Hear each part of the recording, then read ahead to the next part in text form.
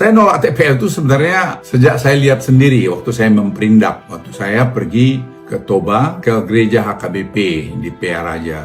Saya lewat TPL, saya lihat ada demo. Nah, terus pembantu saya bilang, ini demo mengenai Indorayon. Apa itu Indorayon? Nah, mereka bilang itu bubur untuk bikin kertas. Nah, mereka beli kayu dari rakyat. Jadi rakyat tuh yang motongin aja hutan situ. Terus saya minta mobilnya berhenti. Mereka bilang, jangan Pak, ini mereka rusuh. Enggak, berhenti. Saya turun, saya tanya sama rakyat itu, apa yang terjadi? Ini merusak lingkungan Pak. Air ke Danau Toba juga. Terus kemudian bau juga. Kemudian potongan kayu juga dan sebagainya. Jadi Anda bayangin tahun 2001 saja, 2001 saja, rakyat itu sudah paham mengenai lingkungan. Nah, waktu zamannya Gus Dur, itu saya usulkan langsung setelah pulang dari situ. Jadi kita suspend aja, kita tutup aja. Waktu itu banyaklah rame bahwa ekonomi juga tidak baik, sehingga waktu itu sempat, kalau saya nggak keliru, itu ditutup sementara. Tapi perjalanan waktu itu dibuka lagi karena lobbynya itu luar biasa, sehingga bukalah itu. Dan situlah menurut saya pemotongan kayu, kalau diurut nanti foto satelit kan bisa dilihat betapa zaman itu sebenarnya kerusakan yang paling besar hutan di Tapanuli adalah karena TPL ini, Indorayon ini. Jadi saya waktu menghadap Presiden, saya laporkan kepada beliau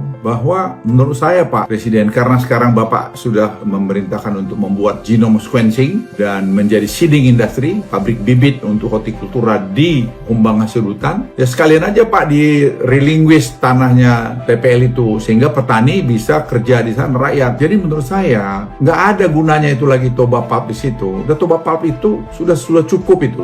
Itu kan sebenarnya nggak benar. Dan kalau ada orang nuduh saya punya saham mana? Tunjukin. Saya tidak pernah punya saham kecuali di perusahaan saya, yaitu Toba Sejahtera yang saya buat sendiri. Di situ ada Kuta Energi, satu-satunya yang punya IUP yang saya dapat tahun 2003 atau 2004, IUP batubara di Kutai Kertanegara, yaitu itulah sampai hari ini milik saya. Saya nggak punya IUP nikel, saya nggak punya saham di Morowali yang dituduh-tuduhkan oleh yang nggak jelas-jelas itu. Saya punya saham katanya di sana, nggak punya.